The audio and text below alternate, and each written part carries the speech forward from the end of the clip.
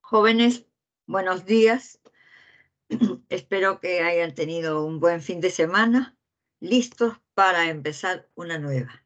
Aquí estamos nuevamente para poder continuar con el tema de genética y de inmediato voy a hacer la presentación, ¿correcto? Muy bien.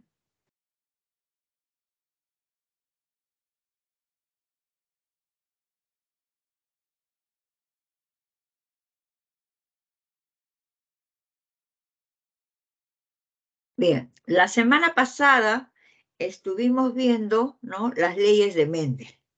Y yo había hecho ya referencia de que cuando estamos estudiando la genética tenemos que tener en consideración que existen tanto cromosomas somáticos como cromosomas sexuales, ¿verdad?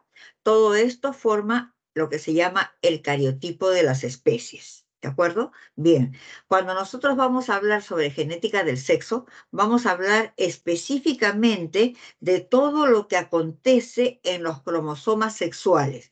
¿Cuáles son estos cromosomas sexuales? Pues esos cromosomas sexuales son XY, ¿de acuerdo? ¿Sí? Muy bien. Ahora, el sexo, recuerden que es un carácter biológico, está genéticamente determinado, ¿ok? El mecanismo por lo cual un individuo se convierte en hembra o en macho o en mujer y hombre, ¿no?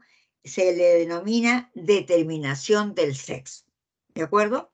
Entonces diremos, ¿en qué momento se realiza la determinación cromosómica del sexo? Pues en el momento de la fecundación, cuando se forma el huevo o cigote, ¿no? Esta determinación se llama determinación primaria del sexo. ¿Por qué?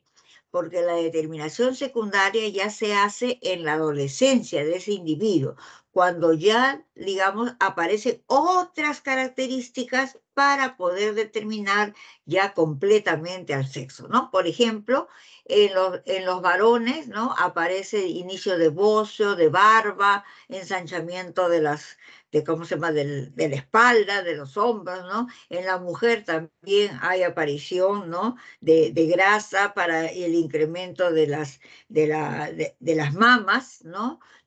También el desarrollo de la cadera, de la pelvis, etcétera, ¿no? Eso ya se llama secundario. Pero donde queda ya listo el sexo es acá, cuando se forma el huevo cigote después de la fecundación. ¿Ok? Bien. Se conocen tres formas de determinación cromosómica del sexo en animales, incluyendo, por supuesto, al hombre, ¿no? Tenemos este primer sistema XY, ¿no?, presente en la mayoría de los animales, incluyendo los mamíferos, ¿no?, donde las hembras son homogaméticas. ¿Qué quiere decir eso? ¿No? Porque tiene, ¿no?, gametos de un solo tipo, homogaméticas, gametos de un solo tipo. En cambio, los machos son heterogaméticos porque tienen, ¿no?, gametos de dos tipos. ¿De acuerdo? Bien. Ahora, en este sistema, la probabilidad de que esta pareja, ¿no?, tenga hijas mujeres es del 50%, que tenga hijos varones es del 50%. Muy bien. Esto es lo que acabamos de ver, el sistema XY. Pero existe otros sistemas, ¿no? Tenemos, por ejemplo, lo que involucra el sistema X0, ¿no?, que se presenta en muchos insectos, como ven ustedes acá, ¿no? En este sistema, miren, el macho solamente tiene un cromosoma sexual y entonces se le designa X0, mientras que la hembra tiene los dos cromosomas sexuales porque por eso se le designa XX. ¿De acuerdo? Bien. El otro sistema, ¿no?, es el sistema ZW, que determina el sexo en aves, ojo, y también en algunos peces. Los cromosomas sexuales son Z y W, siendo el macho homogamético y la hembra heterogamética. ¿Ok? Bien. Vamos a ver ahora, ¿no?, igual cuando hemos estudiado en Mendel, vamos a ver, ¿no?, cómo en 1910 Thomas Morgan, un genetista estadounidense, fue el que demostró que los cromosomas eran los portadores de los genes, ¿no? Y él, al igual que Mendel, no trabajó directamente en seres humanos, sino trabajó en modelos. Y su modelo fue una mosquita, ¿no? Una mosquita que recibe el nombre de Drosophila melanogaster, que acá ustedes lo están viendo, ¿no? ¿Sí? ¿Por qué? Porque él encontró que al trasladar estos, al hacer estas combinaciones, ¿no? Los cromosomas X siguen un patrón diferente a las leyes mendelianas. Y al igual que Mendel, también pudo, ¿no? Referirse a características fenotípicas, o sea, características observables, ¿no? Así tenemos, por ejemplo, color de ojos, ¿no? Si eran ojos rojos, ojos blancos, si tenían las alas cortas, ¿no? O si tenían las alas rizadas, miren, si el cuerpo era de color amarillo, si era de color ébano, etcétera. ¿De acuerdo? Entonces, fueron características fenotípicas, ¿no? Acuérdense que todavía estamos hablando de 1866 y de cuando dio y obtuvo el premio fue en 1933, cuando todavía muchos de los conceptos aún no se conocían, ¿no? Entonces, fíjense, estos fueron algunos de los experimentos de Morgan, ¿no? Porque él lo que más estudió fue la herencia del color de los ojos en esta mosquita, ¿no? Recordemos que en estas mosquitas el color normal de los ojos es de color rojo, ¿ok? Sin embargo, ¿no? Morgan encontró machos, ¿no?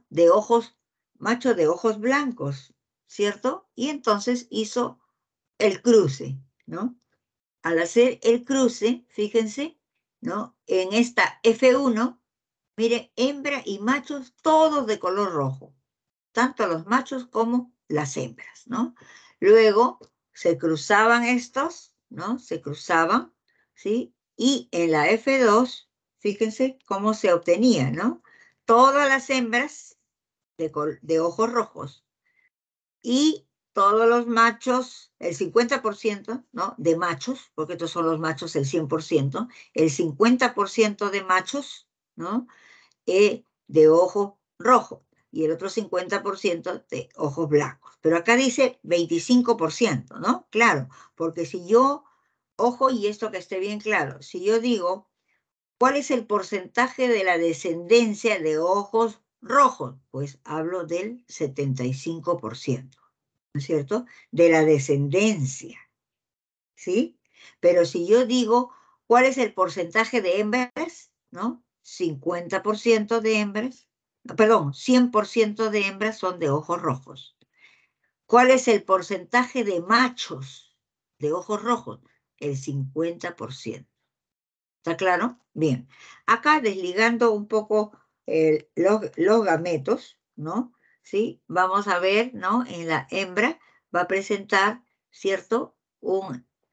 Va a presentar, como dijimos que era homocigótica de ojos rojos, ¿no? Entonces va a presentar estos gametos. En cambio, el macho, ¿no? El macho va a presentar, ¿no? Va a ser hemicigótico para ojos blancos, ¿no? O sea, la mitad nada más, porque estamos refiriéndonos a la región diferencial del cromosoma X, ¿ok? Bien, entonces fíjense todo, la descendencia, la F1, todo, tanto hembra como macho de ojos rojos.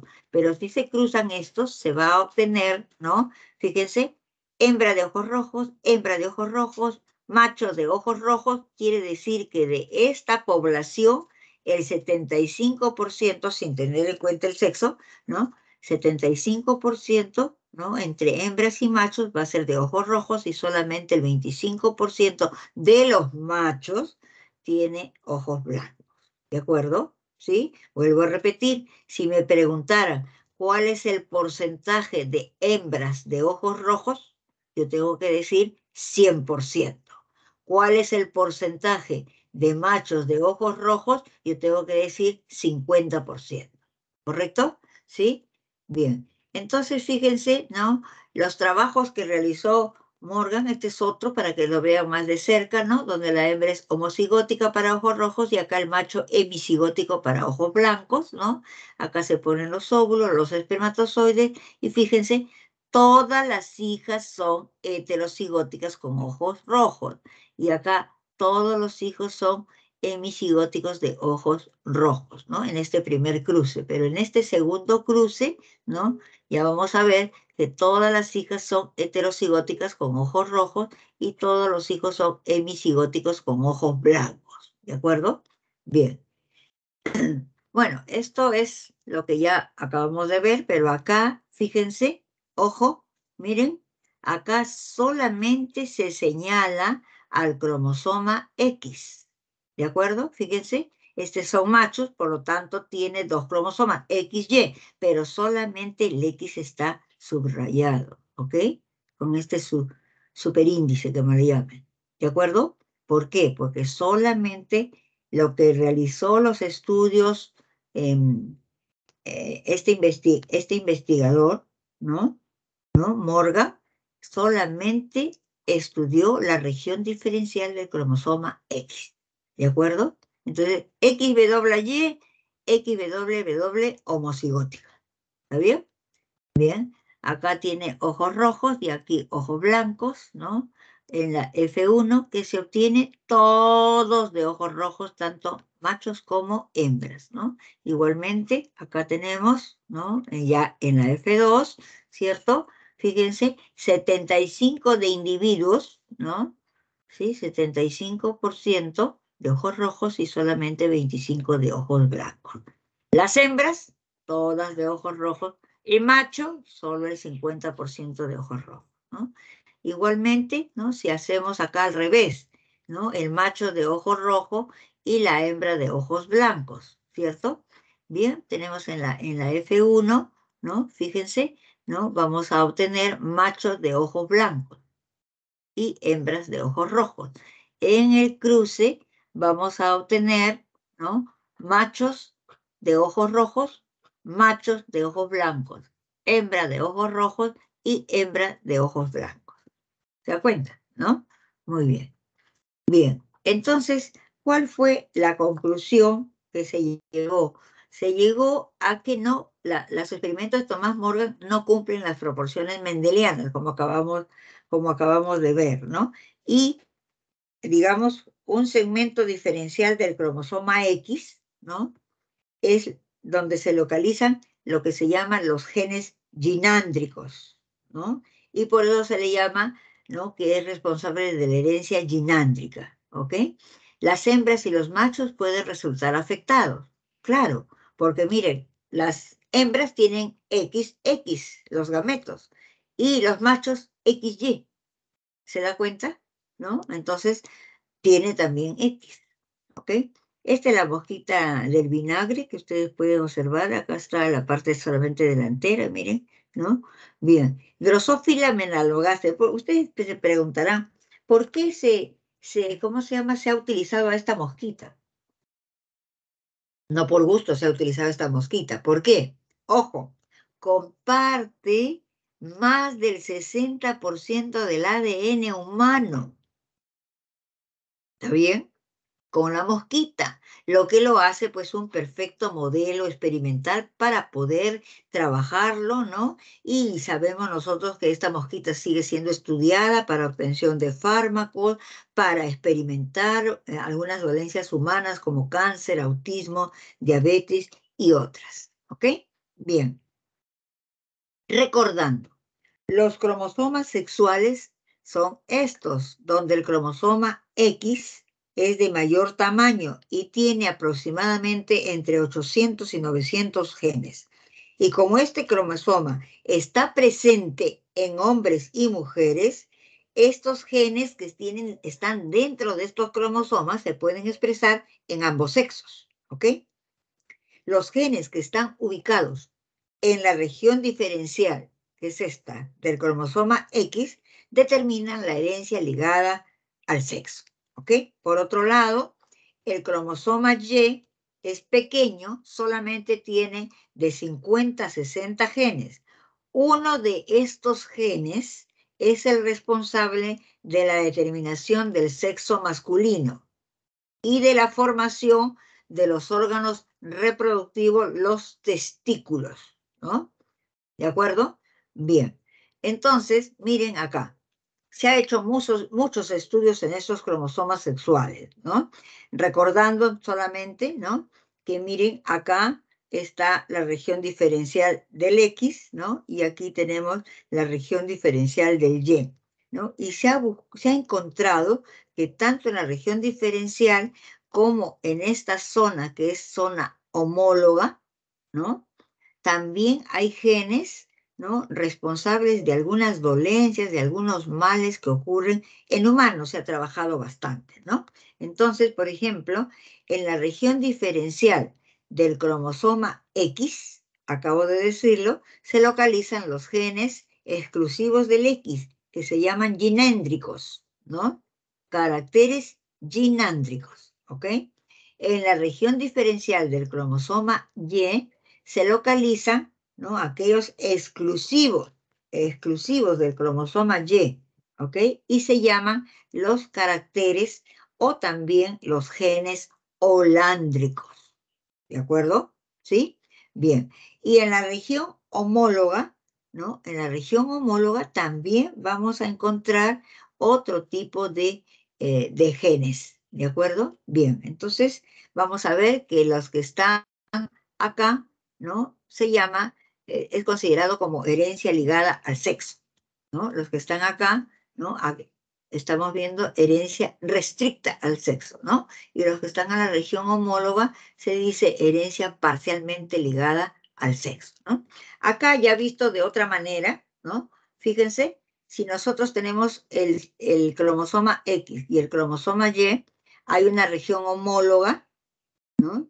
Que determina la herencia parcialmente ligada al sexo, ¿no?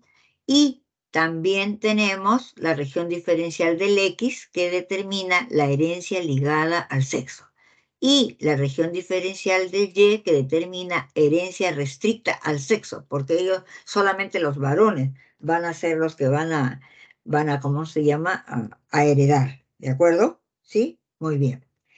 Y estos segmentos homólogos que dije que puede estar en los dos, ¿no? En cualquiera de los sexos, ¿no? Bien, entonces ha sido estudiado la ceguera nocturna, daltonismo, hemofilia, distrofia muscular de Duchenne como herencia ligada al sexo.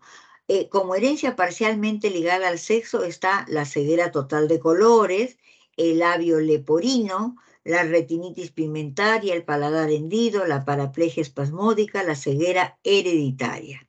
Y como herencia restricta al sexo está la ictiosis congénita, la membrana interdigital, la hipertricosis auricular y también está la azospermia, ¿no? ¿Sí? Bien, eso lo vamos a ver de inmediato, ¿de acuerdo?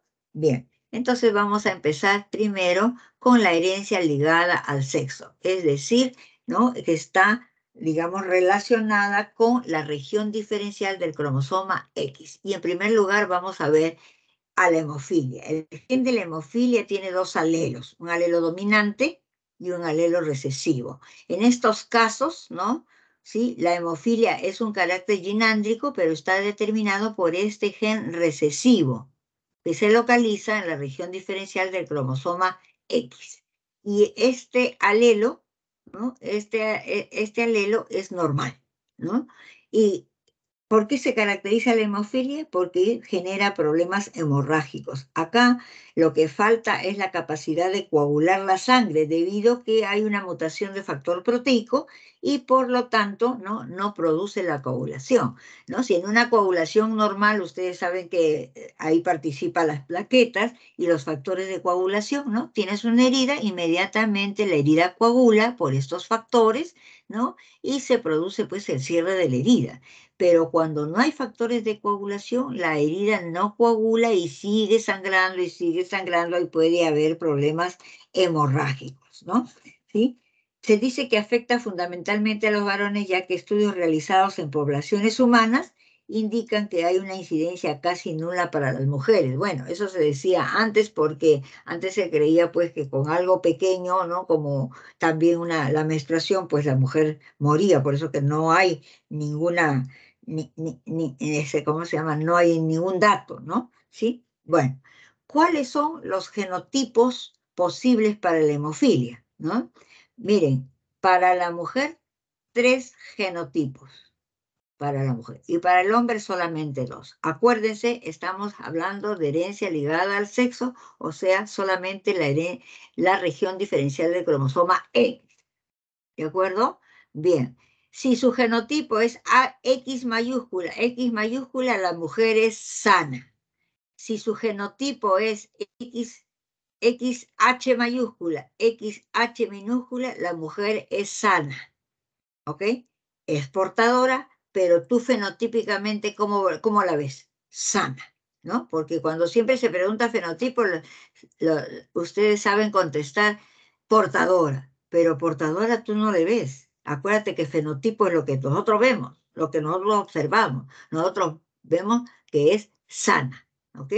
Bien, y si su genotipo es XH minúscula, ¿no? La persona ya está enferma, es hemofílica, ¿de acuerdo? Bien, en el caso del hombre, como solamente tiene una X, tiene 2 probabilidades.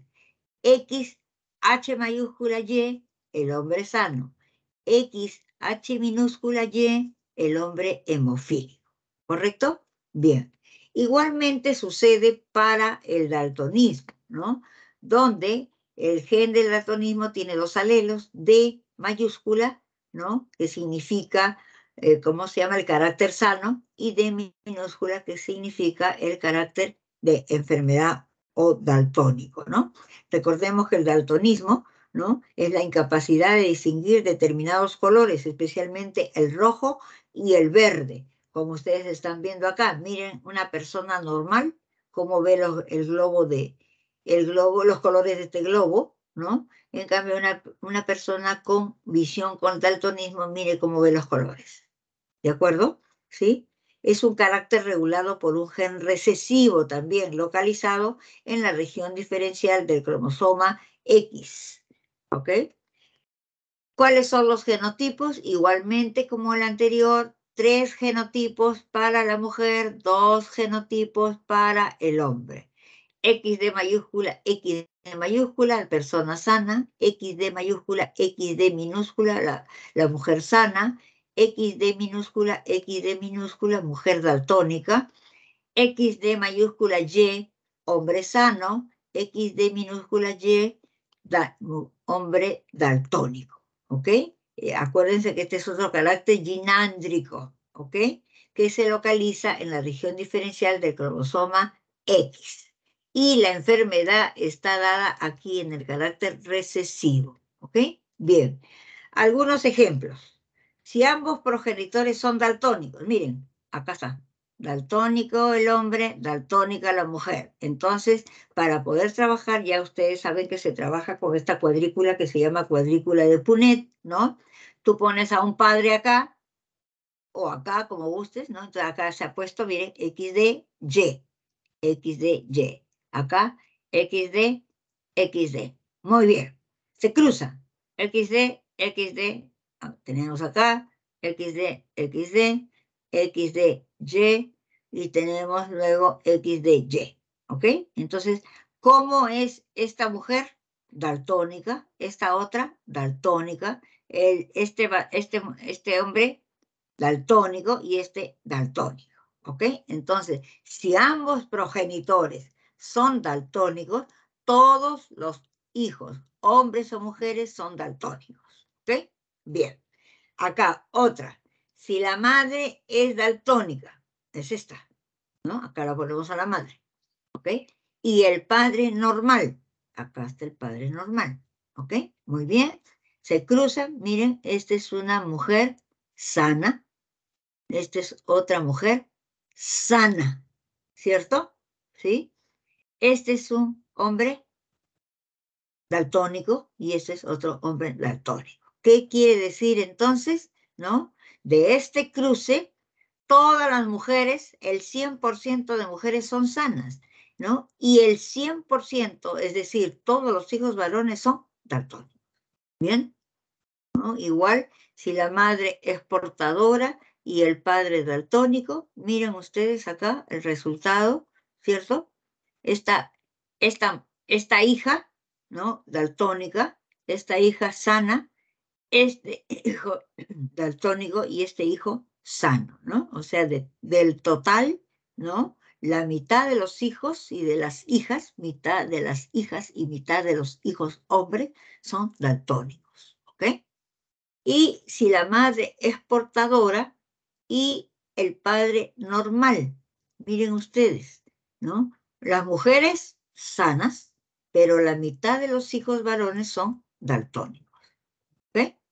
Bien.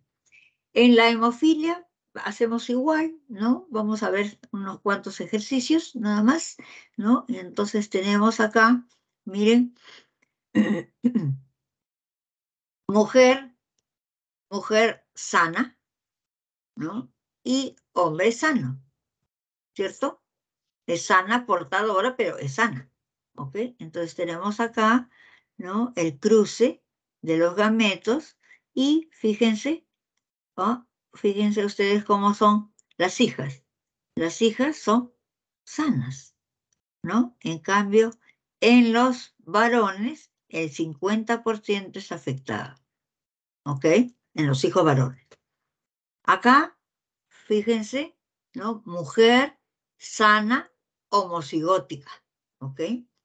Hombre hemofílico, ¿cierto? Muy bien. ¿Por qué se ha puesto acá? Han puesto dos, ¿no? Acá tendría que repetir XH, ¿no? Como es igual, solamente se hace uno, ¿no? Para evitar, digamos, el ejercicio, para simplificarlo, ¿no? Entonces, igualito, se pone acá al macho y acá se pone a la hembra, pero para no repetir, porque sería igual, ¿no? Entonces, vamos a ver, ¿no? Fíjense, si la mujer es homocigótica, ¿no? Sana, y el hombre es hemofílico, ¿no? Fíjense qué pasa con los hijos. Hija sana, hijo sano. Todos los hijos son sanos, es decir, no se afectan, ¿ok? Muy bien. Ahora, habíamos señalado que había una herencia recta al sexo, ¿no? O herencia holándrica, se transmite mediante el cromosoma Y, ¿no? Y si ocurre a través de esto, entonces tenemos que pensar que solamente los varones son los afectados. ¿De acuerdo? Entonces tenemos, por ejemplo, esto que ven ustedes acá, que se llama hipertricosis auricular, ¿no? Que significa esta formación, ¿no? Anormal de pelos en el pabellón, miren, en el pabellón de la oreja, ¿no? Recordemos que es un carácter holándrico, ¿no? Que se localiza en la región diferencial del Y. Esto es bien común de observarlo en personas de algunas zonas de la India, ¿no? ¿Sí? Como ven, solamente aparece en varones, se transmite en forma continua de generación en generación y siempre de padre a hijo varón. Las hijas mujeres no van a ser afectadas ni tampoco van a ser portadoras, ¿de acuerdo? ¿Sí? Bien.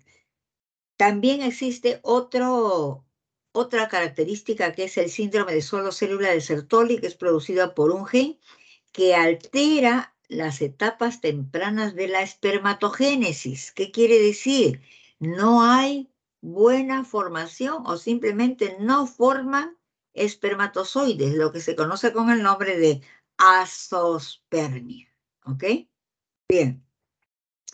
Ahora, por ejemplo, también tenemos otra herencia influenciada por el sexo, ¿no? Este tipo de herencia, los responsables de los fenotipos que presentan machos y hembras son genes autosómicos, ojo, pero su expresión depende de la constitución hormonal del individuo. Así, por ejemplo, el individuo que es heterocigótico, ¿no? Puede presentar un tipo un fenotipo en un sexo y el fenotipo alternativo en el otro sexo, ¿no? Como vemos acá, en la calvicie en humanos, ¿no? Fíjense, cuando estamos hablando de un individuo heterocigótico, ¿no? Puede haber hombres calvos y mujeres normales, ¿de acuerdo? Esta es la característica que está dada por la constitución hormonal del individuo, ¿no? Acá tenemos pues dos calvos, ¿no? Dos calvos conocidos, ¿no? ¿Sí? Así que ahí lo tienen para que lo recuerden, ¿no? Además, en la calvicie humana no solamente se da en varones, miren, en mujeres, ¿de acuerdo? Y hay diferentes patrones de calvicie, tanto humana como femenina, ¿no? Bien, si tienen este tipo de genotipo, ¿no? Los hombres y las mujeres son calvos, ambos. Pero acá miren, si tienen esto, los hombres son calvos, las mujeres no. Y si tienen este genotipo, ¿no? Que es el recesivo, tanto los hombres como las mujeres son normales. ¿Ok? Bien. Veamos qué ocurre, ¿no? Cuando hay alguna alteración en el material genético, ¿no? Ocurre pues lo que se llama las mutaciones, que es el cambio, ¿no? De material genético de una célula u organismo que se puede presentar en forma súbita y espontánea, ¿ok? Eso en forma natural, pero también puede ser inducida, ¿ok? Ahora, si esta mutación afecta las células germinales, es decir, aquellas que van a dar lugar a los gametos, entonces sí se puede transmitir a la descendencia, ¿ok? Ya hemos visto nosotros en algún momento que la unidad genética capaz de mutar y por lo tanto responsable de esta mutación es el gen, ¿ok? ¿Sí? Ok, a nivel molecular, la unidad capaz de mutar, ¿no? Consisten en estos pares de bases, ¿de acuerdo? ¿Sí? Recuerden que cuando nosotros hemos hablado del ADN, ¿sí? Hemos hablado de que las bases nitrogenadas unen las dos cadenas, pero estas bases nitrogenadas tienen que ser complementarias, ¿cierto? ¿Qué significa eso? Significa que si en un lado está la citosina, al otro lado debe haber la guanina. Si aquí está la timina, al otro lado tiene que haber la adenina, ¿no? Y así sucesivamente respetar ese orden. ¿Está bien? Esto a nivel molecular, ¿no? Entonces, aquí es donde muta en este par de bases, ¿de acuerdo? Entonces, la mutación, pues va a ser una alteración que va a haber en la secuencia o estructura del ADN, es decir, un error en esta secuencia del ADN, ¿de acuerdo? Miren, si en la original la copia correcta era esta, ¿no? Fíjese, en la copia mutante, ¿no? Lo que va a originar debería ser esta misma, ¿no? Pero origina otra copia mutante, ¿ok? ¿Sí? Ahora, si la alteración se da a este nivel, se llama mutación puntiforme puntual o mutación génica. Acá se ve mucho mejor, miren, en esta línea, ¿no? Miren, una secuencia, ¿no? Miren, si acá hay citosina, guanina, guanina, citosina, guanina, citosina, citosina, guanina, timina, adenina, adenina, timina, etcétera, etcétera. ¿Ok? Bien. Pero cuando hay una mutación, miren, citosina, guanina, correcto, citosina, guanina, correcto, timina, adenina, correcto. Acá, ¿qué pasó? Acá debería haber timina, ¿verdad? Entonces, ¿qué ha cambiado? La secuencia del ADN ha mutado. ¿De acuerdo? Hay un error, alteración a nivel de las bases. Esto se llama mutación génica puntiforme o también se le llama puntual. ¿Ok? ¿Sí? Bien. Pero existe otro tipo de mutaciones a nivel de los cromosomas. Recordemos, ojo, recordemos, ¿no? Que el cariotipo, ¿no? El cariotipo es el conjunto de cromosomas, ¿no? Y por ejemplo, en la especie humana, ¿no? Existen ¿cuántos pares de cromosomas? 23 pares de cromosomas, ¿de acuerdo? Pero existen alteraciones, ¿no? Pares, 23 pares. Como acá, miren, acá ya no hay un par, acá hay una trisomía del par 21. No hay un par, son 3 ya, ¿de acuerdo? Por consiguiente, estamos hablando de una anomalía cromosómica que puede haberse originado por falla en la migración de los cromosomas durante la anafase meiótica y van a ser detectadas gracias al estudio de estos cariotipos, ¿no? Las que luego se expresan en una fórmula cromosómica, ¿ok? Bien, entonces, fíjense, todos son pares de cromosomas, pero acá está justamente, ¿no? Hay más de uno, ¿no? Y les decía que puede deberse a alguna alteración durante la anafase meiótica, ¿ok? Bien, ahora, los humanos tenemos 46 cromosomas, ¿no? Entonces la fórmula cromosómica será 46 XY para un varón y de la mujer 46 XX. ¿De acuerdo? Muy bien. Vamos a ver ahora, ¿no? Aquí ya se los presento un poquito más grandecito para que sepamos lo que es el cariotipo humano. Acuérdense que los cariotipos es el conjunto de todos los cromosomas de un individuo, de una especie. Acá yo he puesto el cariotipo humano porque es el con el que vamos a estudiar, ¿no? Entonces ahí miren, pares, primero, segundo, tercero, quinto, décimo, doceavo, ¿no? Acá tenemos el número 13 al 20, 21, 22 pares de cromosomas somáticos. Acuérdense que son los cromosomas somáticos los que dan toda la apariencia del cuerpo. Y solamente este par que va a determinar el sexo. ¿De acuerdo?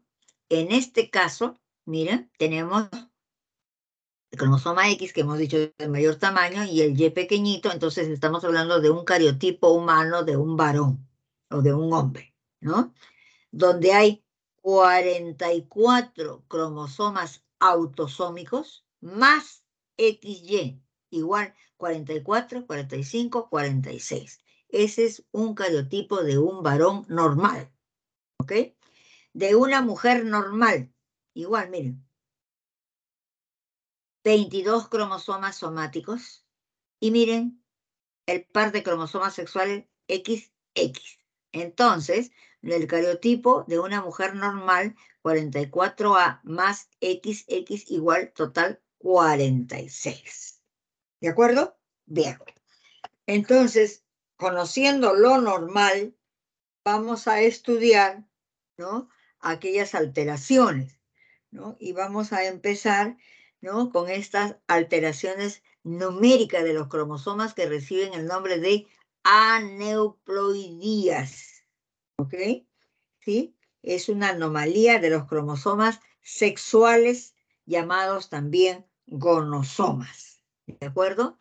Empecemos entonces con el síndrome de Klinefelter, ¿ok? Bien, esta es una anomalía del número de cromosomas sexuales que afecta a varones, produciendo una alteración en sus características sexuales. ¿Ok? Por ejemplo, ¿no? Son de talla bastante alta, ¿no? Tiene calvicie frontal ausente, no tienen pelos en el pecho, ¿no? Inclusive desarrolla el volumen de las mamas, lo que se llama ginecomastia, ¿no? Hombros estrechos, ¿no? Caderas amplias, tiene el vello pubiano de distribución femenina, ¿no? El pequeño tamaño de los testículos, brazos y piernas bastante largas, ¿no? ¿Ok? No son homosexuales, ¿ah? ¿Ok? Tiene aspecto feminoide, pero no homosexual, ¿ok? Entonces, ¿a qué se debe toda esta manifestación fenotípica, a que vamos a encontrar acá, ¿no? Una alteración numérica de los gonosomas, ¿no? ¿Se acuerdan? Acá no hay ningún problema. El problema está acá, ¿ok? Fíjense qué presenta. Presenta, ¿no? Va a presentar 3 gonosomas, 2X y un Y. 2X y un Y. ¿Ok?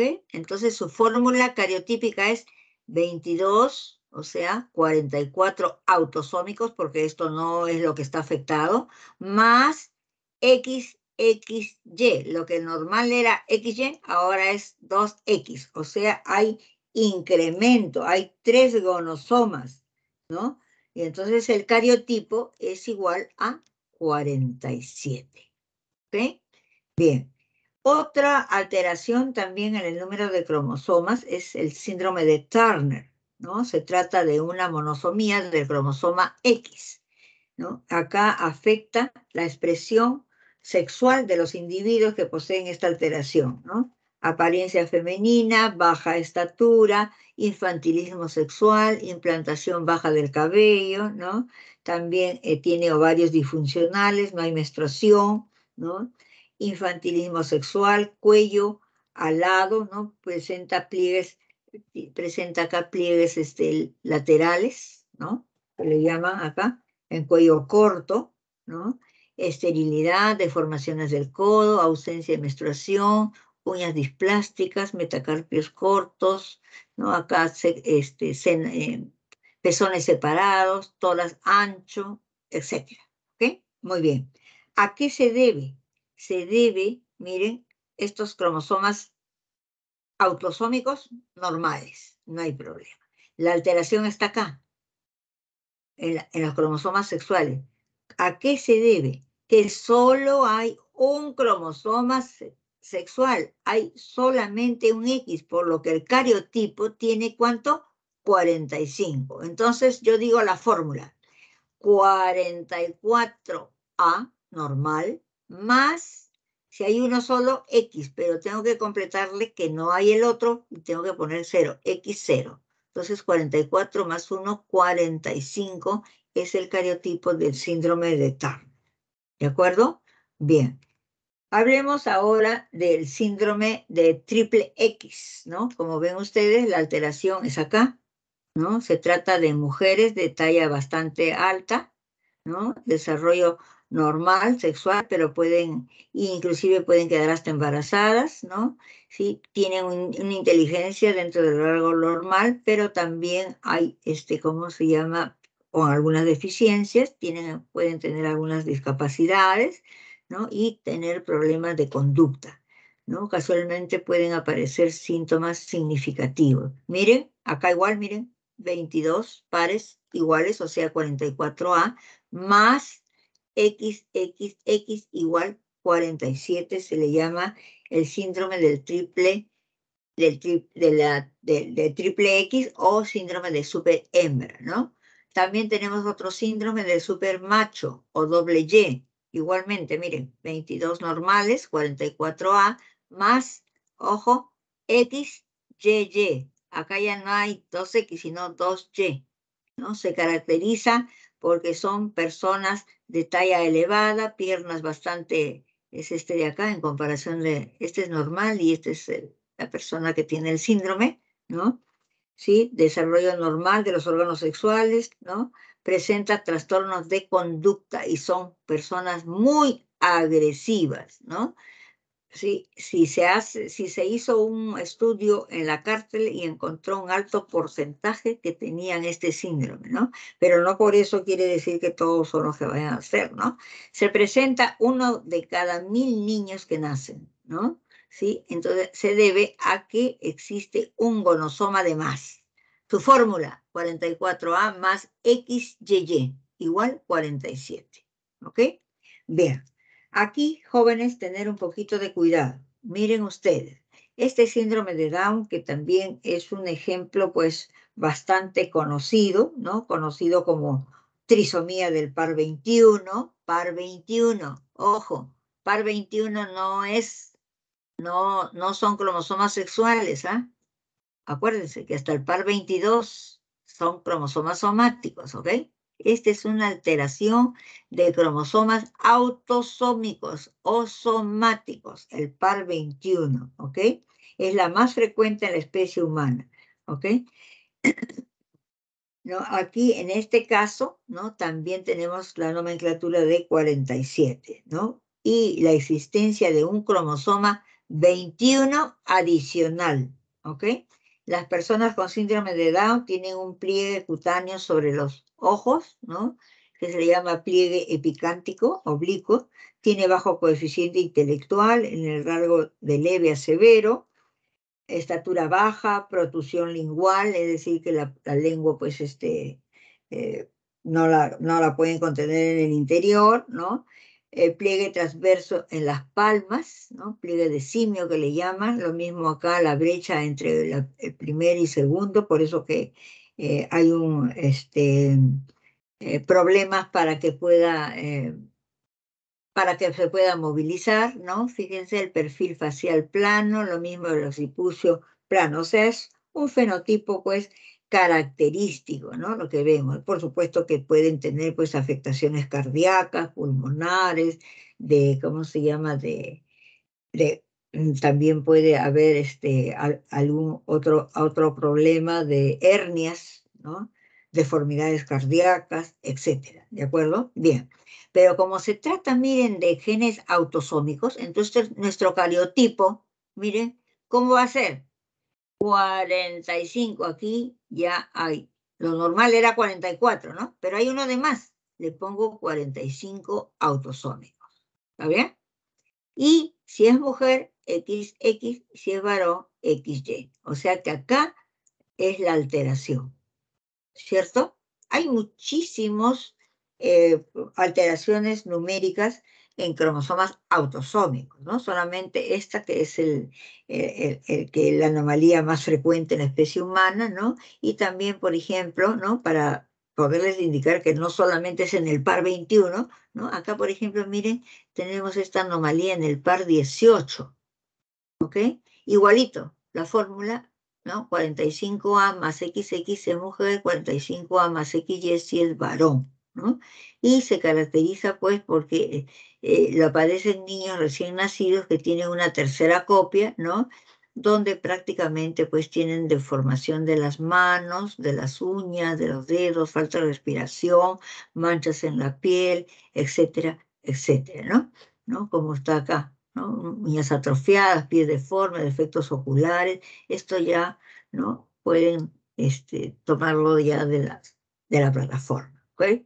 Bien, ahora, ¿por qué hablamos de genética humana, no? Nosotros sabemos que el estudio experimental de la herencia en el ser humano, ¿no? Tiene una dificultad importantísima. ¿Cuál es? Estudiar directamente con las personas. Por eso es que se busca estudiar modelos, ¿sí? Porque es imposible, pues, planear cruzamientos entre individuos, ¿no? ¿Se da cuenta? Entonces, esto hace que el método básico de la genética humana se pueda realizar a través de genealogías o pedigrís, que esto permite estimar la probabilidad de aparición de un determinado carácter. O sea, es una probabilidad, ¿no? Con esto no te va a decir esto es así, pero sí te da una probabilidad, ¿no? De aparición de un determinado carácter, ¿ok? No obstante, esta rama se ha ido especializando poco a poco, ¿no? Y principalmente debido a cuatro factores, ¿no? Como por ejemplo el descubrimiento de técnicas para el cultivo de tejidos humanos en el laboratorio, ¿no? El progreso también de técnicas bioquímicas que facultan el estudio de enzimas, ¿no? Cuya estructura está determinada por los genes. Recuerden que los genes actúan en el organismo por medio de enzimas. También se debe, ¿no? cómo ha progresado esta genealogía pedigree al descubrimiento de técnicas in vitro que permiten examinar directamente la estructura de los cromosomas y al progreso de ciertos métodos matemáticos, ojo, que permiten los análisis estadísticos de todos los datos con ayuda de programas también bioinformáticos. ¿De acuerdo? ¿Sí? Bien. Entonces, el consejo genético, ¿no?, incluye un diagnóstico de los genotipos de los padres, ¿no?, para ver cuál es la probabilidad de aparición de, de alguna normalidad, de algún evento, ¿no? ¿Sí? Y con eso se elabora, ¿no? Se puede elaborar, el consejo genético permite decir que se elabore el árbol genealógico, ¿no? Y también se hagan pruebas genéticas para trastornos metabólicos. Ahí esto es de la especialidad de los genetistas que ayudan a predecir, ¿ok? No, con eso no se afirma, ¿no? ¿Sí? Ayudan a predecir el riesgo de trastornos genéticos, ¿no? Y para ello, por ejemplo, utilizan programas de tamizado genético o de diagnóstico prenatal, ¿ok? ¿Sí? Bien. También hay que destacar el proyecto del genoma humano, que ya ha elaborado el mapa de nuestra especie, es decir, la ubicación de los 25.000 genes en los cromosomas humanos, ¿no? ¿Sí? Se ha determinado, por ejemplo, que el tamaño aproximado del genoma humano es de 3.200 millones de pares de bases, que el ADN de los humanos es idéntico en un 99% entre las personas, que el 97% del ADN tendría funciones aún no conocidas y que solo el 2% o 3% nos diferencia del chimpancé. ¿Ok? Bien, ¿a qué se llama transferencia genética? ¿No? Son genes que se transmiten, ¿no?, entre una misma especie, ¿no? Hay una transferencia que se llama vertical, ¿no?, que se transmite entre una misma especie, ¿no? Pasan de un lado para otro para potencializarla, ¿no? ¿Sí? Pero cuando los genes pasan de una especie a otra, ¿no?, se llama transferencia genética horizontal, ¿no? ¿Sí? Viven en el mismo entorno, pero pasa de una especie a otra, ¿no? Esto puede hacerse en forma natural o en forma artificial, ¿de acuerdo?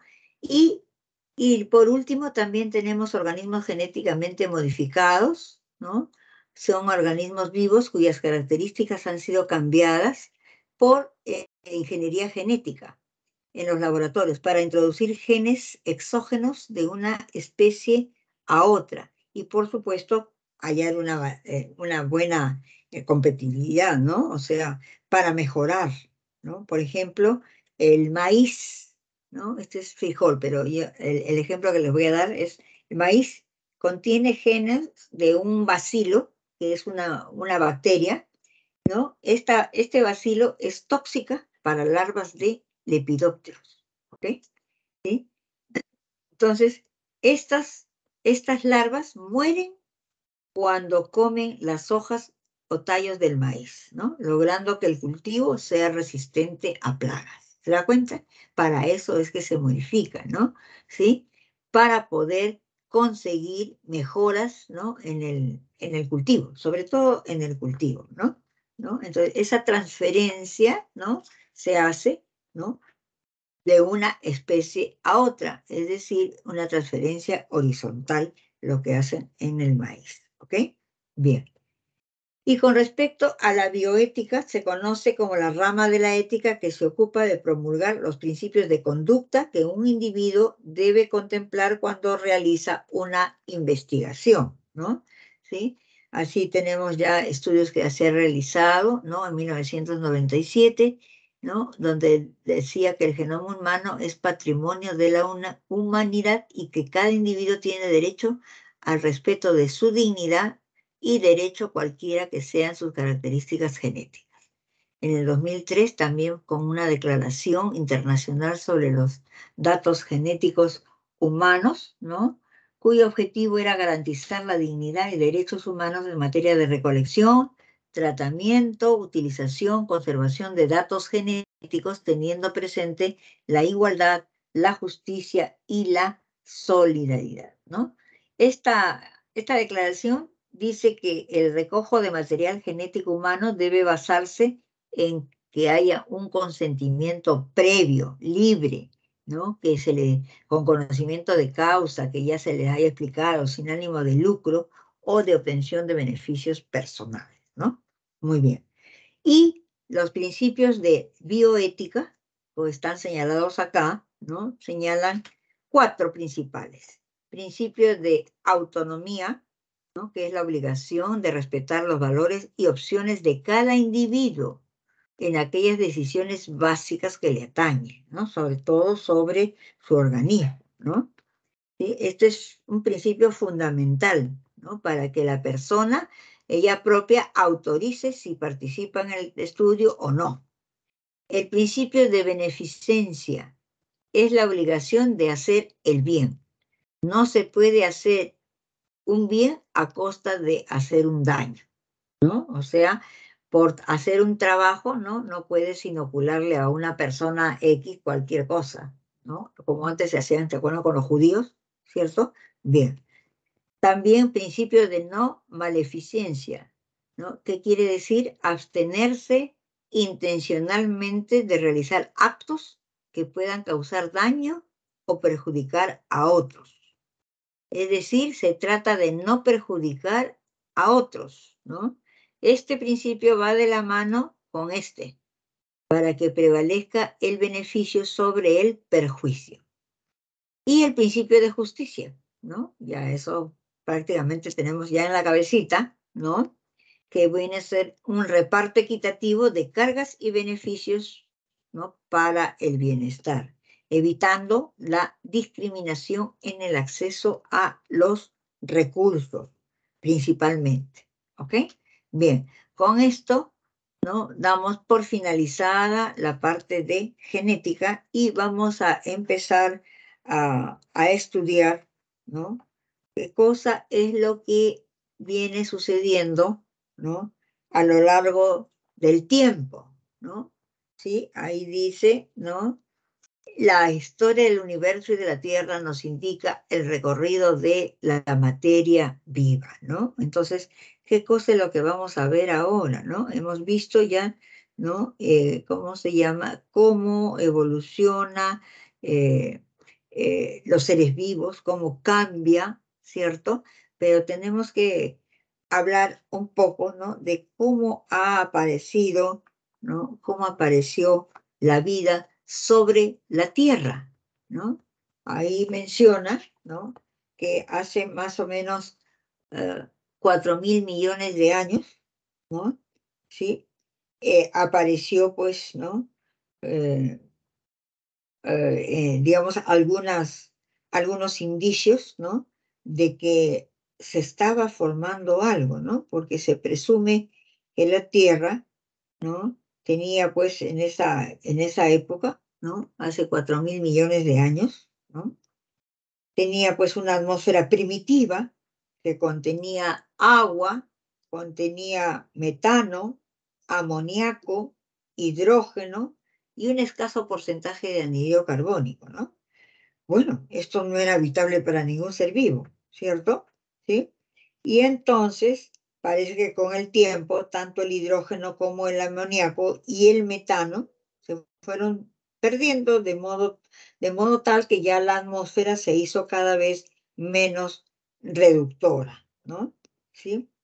Bien, luego, ¿no? Recuerden que esta es la historia del universo y de la Tierra, ¿no? Eh, Hubo una serie de eventos, como por ejemplo los cambios tectónicos en la corteza terrestre y también los cambios de temperatura, además de la formación de una atmósfera primitiva, condujo también a la formación de grandes moléculas y posteriormente recién aparecieron los primeros organismos, ¿no?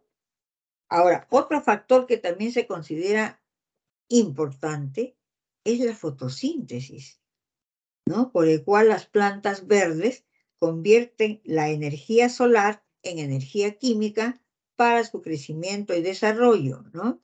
Y además, ¿no? Se le considera que las plantas, gracias a la fotosíntesis, han acumulado cantidad de oxígeno en la atmósfera.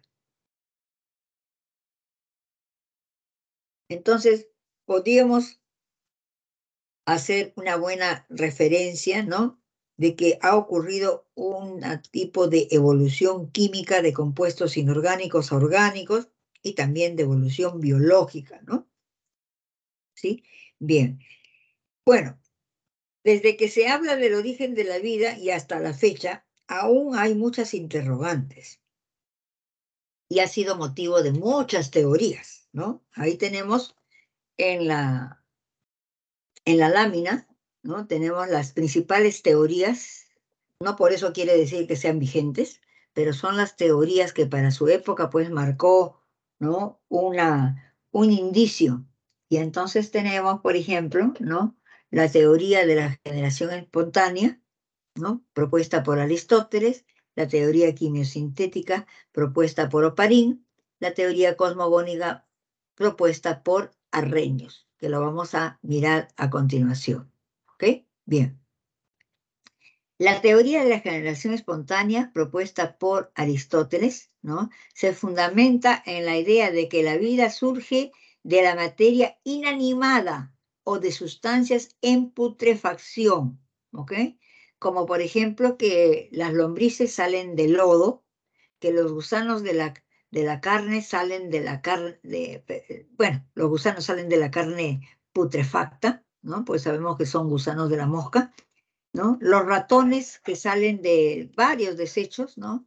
¿Sí? Insectos a partir de tejidos animales y vegetales, ¿ok? ¿Sí? Y aquí, por ejemplo, ¿no? Cocodrilos surgiendo de troncos descomponiéndose en el agua, ¿no? Como ven acá el pensamiento de Aristóteles, ¿ok? Bien. Eh, ¿Quiénes creyeron en esta teoría de la generación espontánea biogénesis? Pues fíjense que también grandes investigadores como Newton, Harvey, Descartes, Van Helmont, ¿no? Fue un grupo de creyentes de esta teoría, ¿ok? Pero también se encargaron, pues, de refutar esta teoría en el siglo XVII, ¿no? Fue Francisco Redi, que demostró que las larvas que salían de la carne, ¿no? ¿Sí? No era sino más que el resultado de los huevos de las moscas, ¿ok? ¿Sí? Haciendo este experimento, ¿no? Colocó 3 frascos y colocó 3 piezas de carne. Una la dejó sin tapar, otra bien tapada, sellada, y otra apenas con una malla, ¿no? ¿Cierto? Y entonces, ¿qué pudo encontrar? Que aquí pues veía que salían, ¿no? Salían las larvas, porque las moscas habían puesto sus huevos. Aquí no pasaba nada, pero empezaba a descomponerse. Y acá, miren, ¿no?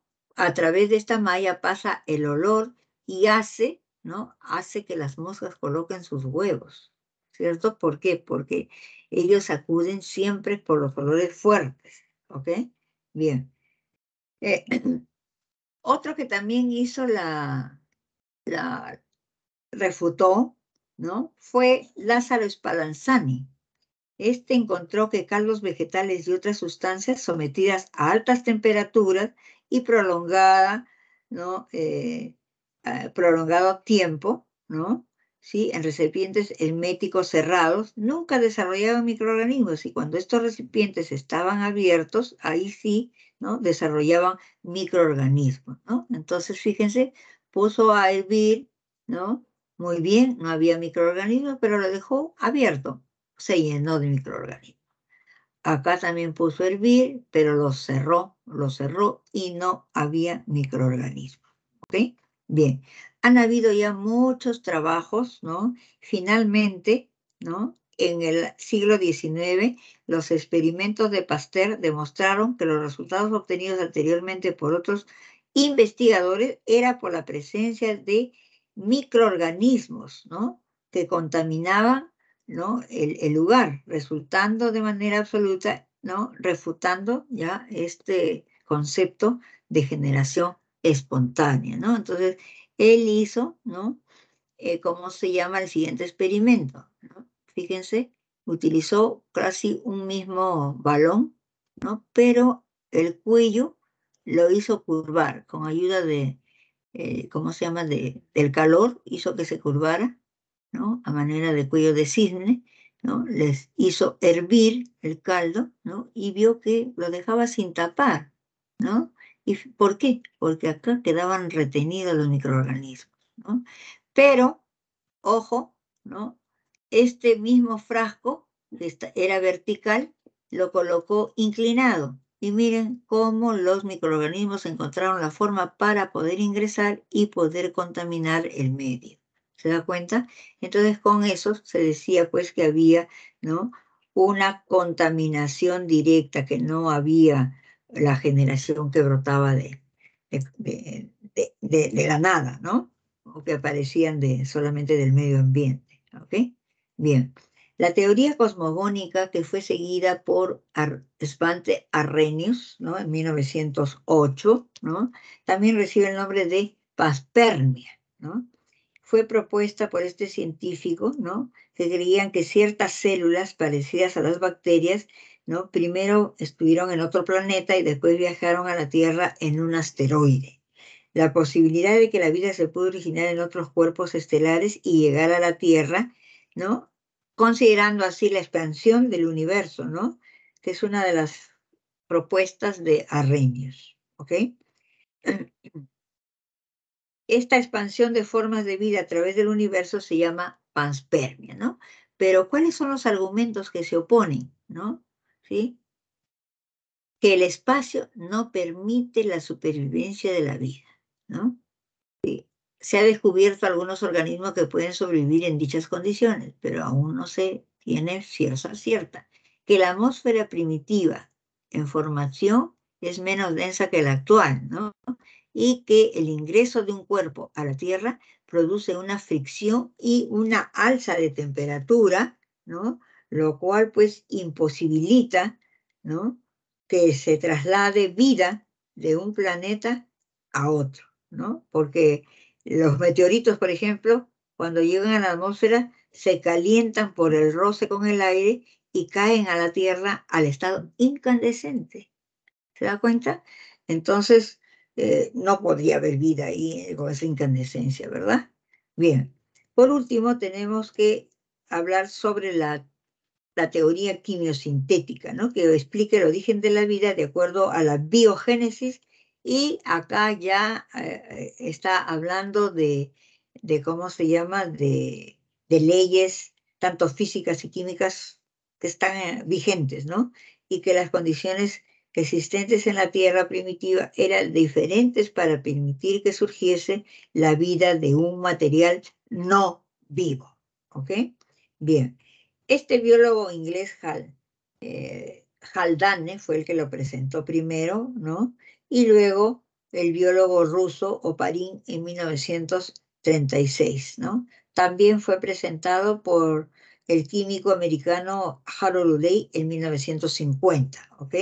Bien, entonces, ¿qué se supone? Se supone que en el origen de la Tierra hubo varios procesos, ¿no? Donde la atmósfera primitiva de la Tierra era diferente a la actual, ya sabemos, ¿no? Tenía fosfatos, hidrógeno, amonio, vapor de agua, etcétera, ¿no? Sí, que todo provenía, pues, de la corteza, ¿no?, proveniente de los volcanes y de todo lo que había circundando, ¿no? Bueno, también otras secuencias que forman moléculas orgánicas en la atmósfera y en el mar, ¿no? Las radiaciones UV, ¿no?, y todos los rayos de las tormentas dan energía para que se formen moléculas orgánicas llamadas hidrocarburos, aminoácidos simples y también ácidos grasos.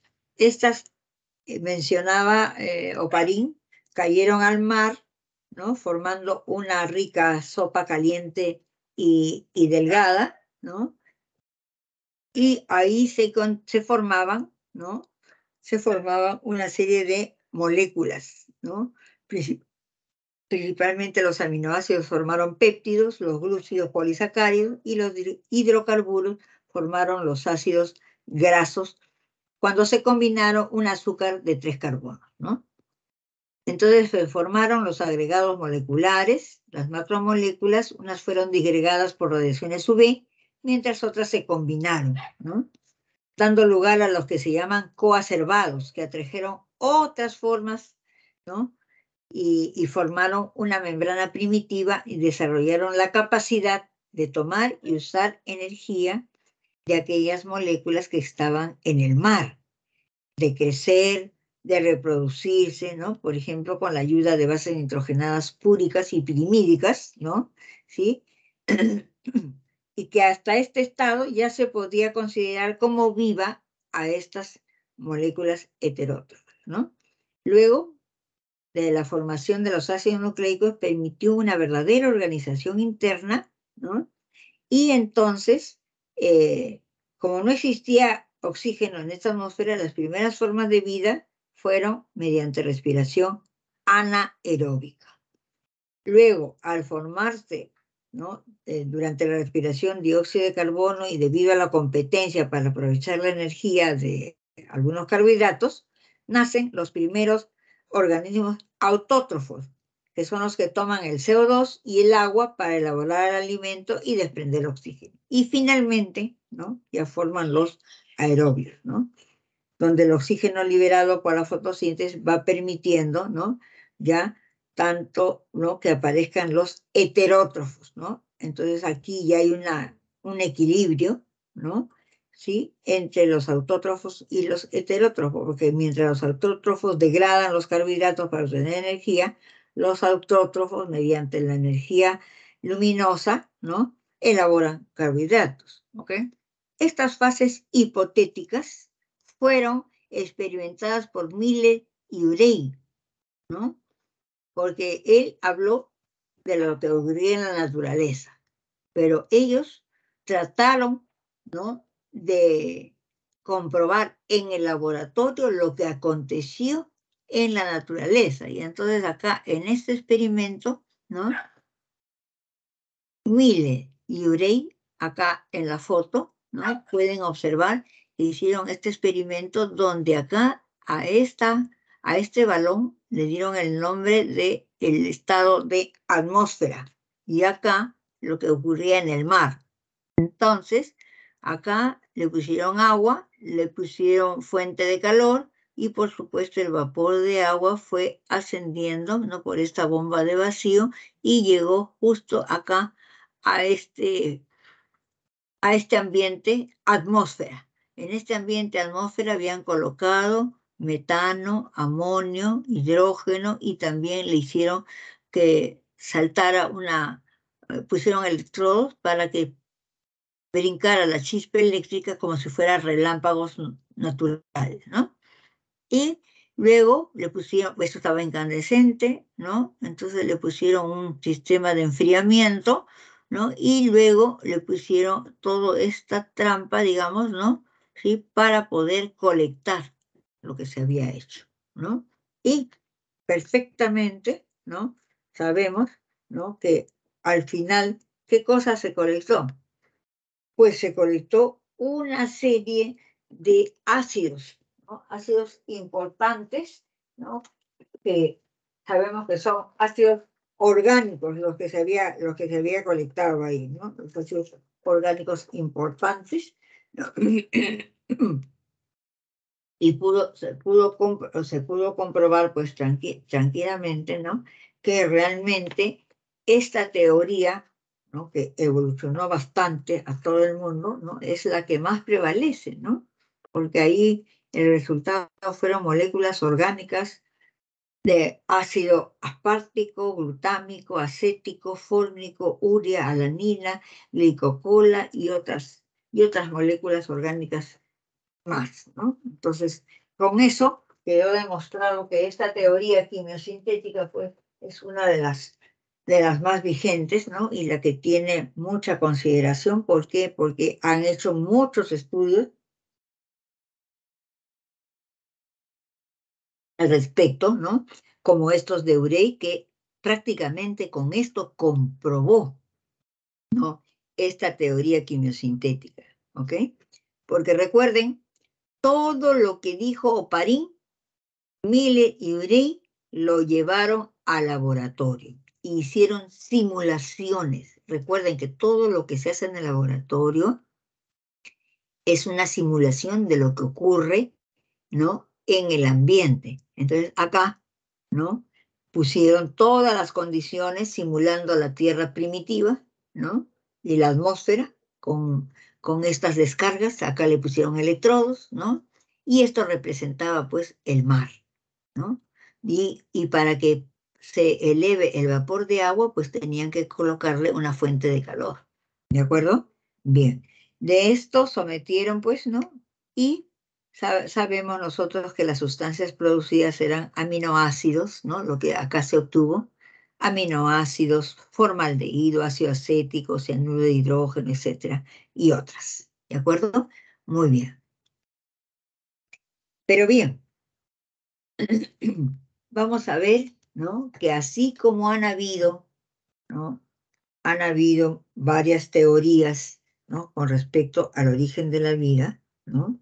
¿Sí? También hay teorías, ¿no?, con respecto a lo que acontece en la evolución, porque recuerden que la vida en la Tierra apareció hace aproximadamente, ¿no?, 4.000 millones de años, y a partir de ese momento evolucionaron todos los seres vivos para poder alcanzar, ¿no?, el, esa complejidad que existe hasta ahora, ¿no? Porque siempre aparece desde lo más sencillo hasta lo más complejo, ¿no? Más de 2 millones de especies de organismos han sido nombrados y descritos, ¿no? Y todavía pues queda mucho por descubrir, ¿no? Aproximadamente de entre 10, 20, 30, 40 millones, ¿no?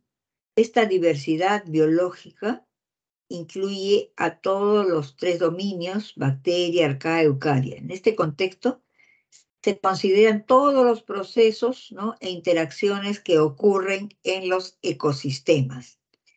Las diversas formas de vida se distribuyen en todas las regiones del mundo, ¿no?, alcanzando varias formas, ¿no?, también diferentes hábitats, diferentes comportamientos, ¿ok?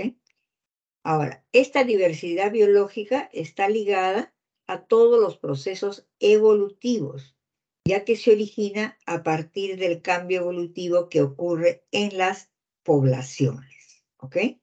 Bien, entonces cuando nosotros hablamos de evolución, estamos hablando nosotros de procesos de cambio, pero no a nivel individual, sino a nivel poblacional, ¿ok? ¿Sí? La idea principal de las teorías que vamos a ver es que las poblaciones pueden cambiar, pueden sufrir cambios a través de las generaciones, ¿de acuerdo?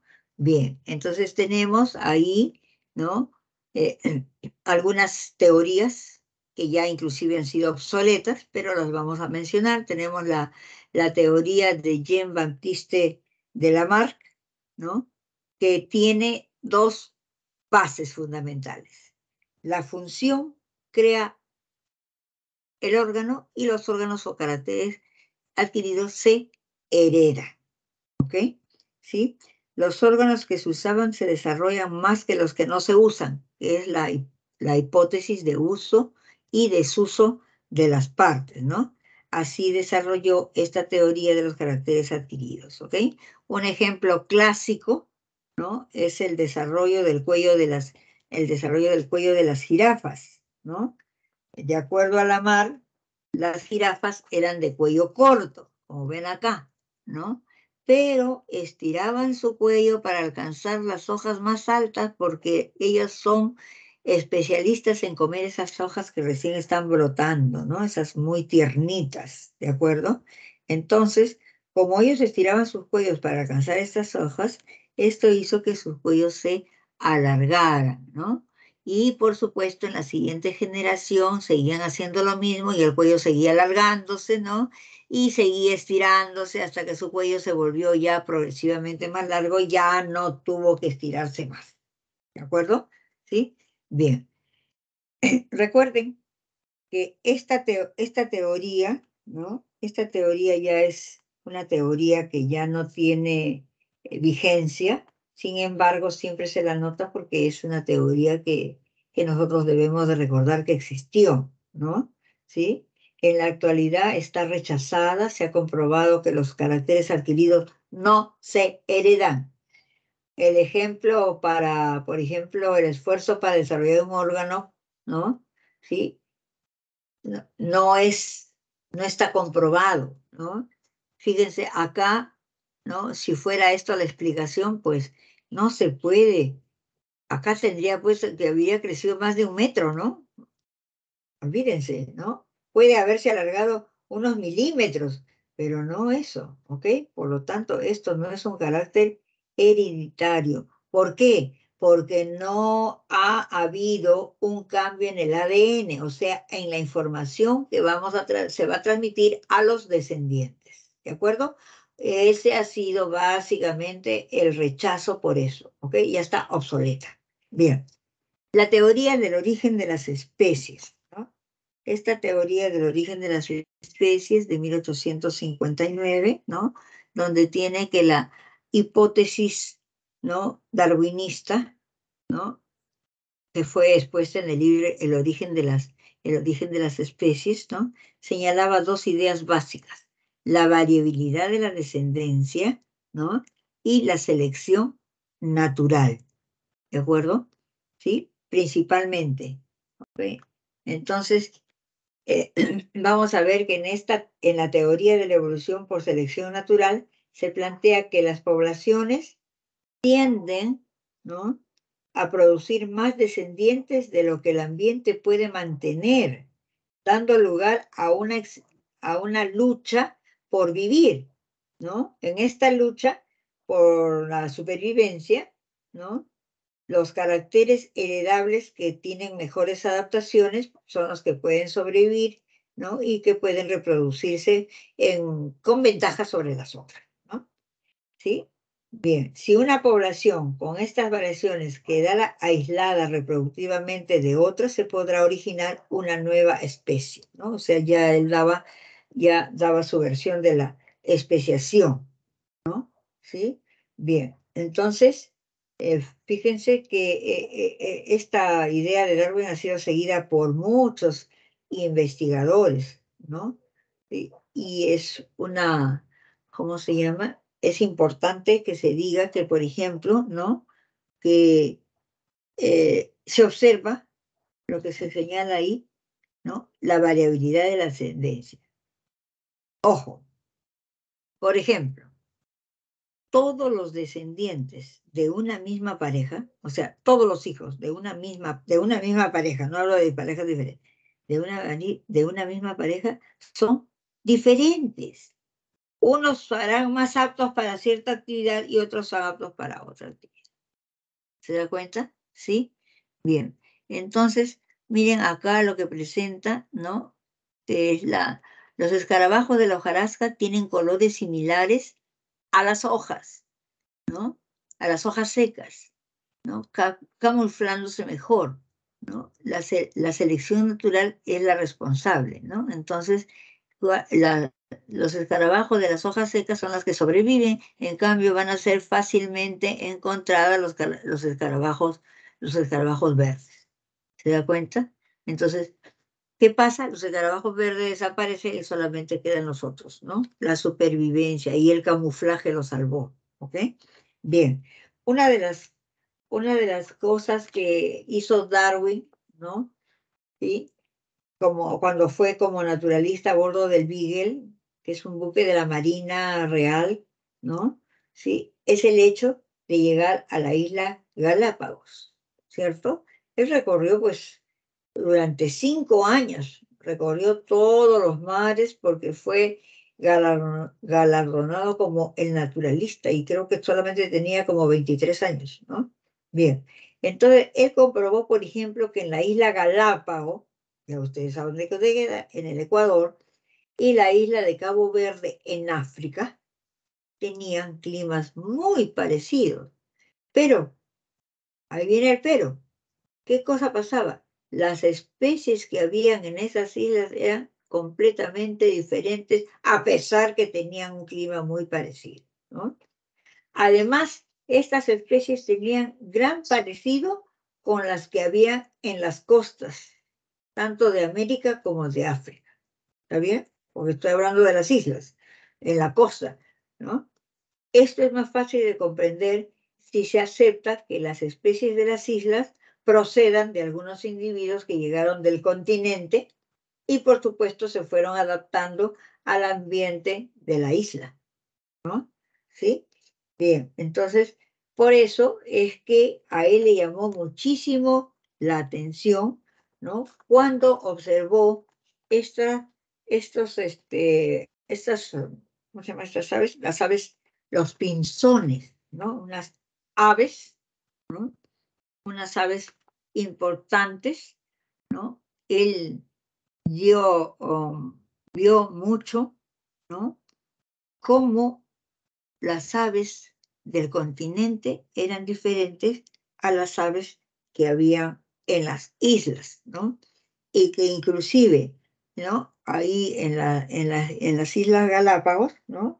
Habían encontrado hasta 13 especies diferentes de pinzones, lo que se podría originar una nueva especiación, ¿no? ¿Por qué? Porque parece que los pinzones fueron de acá de la costa a las islas, pero ya no pudieron regresar, porque recuerden, aquí, ¿no? Estaba el mar, que es una barrera física, una barrera geográfica. Entonces, estos tuvieron que adaptarse a vivir en las islas y por lo tanto a modificar todo su cambio de hábito alimenticio, ¿no? Por eso que encontraba, pues, eh, estudió en los picos, ¿no? Había picos bastante gruesos que se dedicaban a comer frutas, otros comían semillas, otros insectos, otros pastos verdes, ¿no? Otros hojas, semillas, etcétera. Entonces, cada uno estaba dedicado, ¿no? Había transformado su pico para determinado tipo de alimentación, ¿no? Increíble todo lo que sucede. Bien.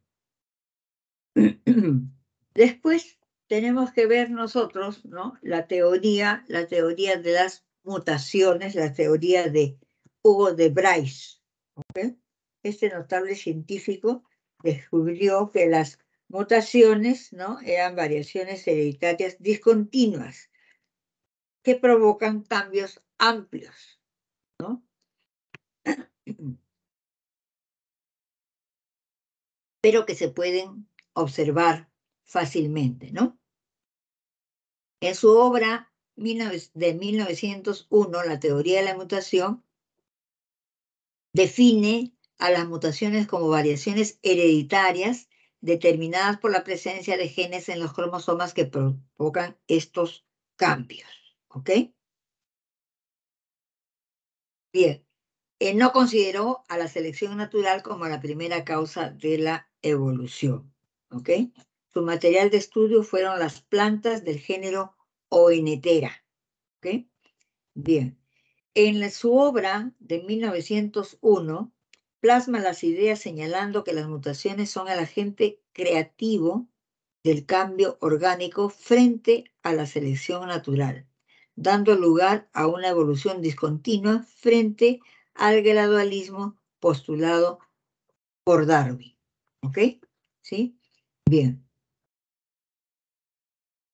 Ahora, esta teoría, ¿no? También fue tomada, ¿no? Por Theodosius Dobansky, ¿no?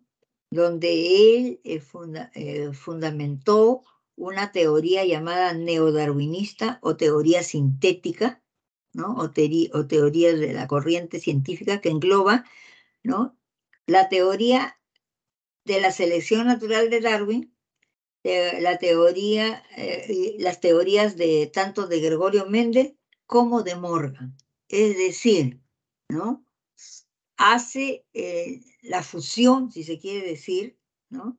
Hace la fusión tanto de los procesos de selección natural, ¿no? Que están ligados a la mutación, a la recombinación y genética de poblaciones, ¿no? Aquí hay una evolución sobre como el cambio de la estructura genética de una población, ¿no? Entonces acá entra pues la genética, la paleontología, la sistemática, etcétera. Por eso que muchos le llaman teoría sintética, ¿no? Porque aquí se armonizaron todos los estudios que se hicieron en más de 30 años, ¿no? Y que se fundamenta principalmente en la variabilidad de los descendientes, en las mutaciones y en la recombinación genética. Bien, ahora, todos los procesos de evolución, ¿no? Han sido sustentados porque hay evidencias, ¿no? Las evidencias, por ejemplo, ¿no? Las evidencias paleontológicas, ¿quiénes lo dan?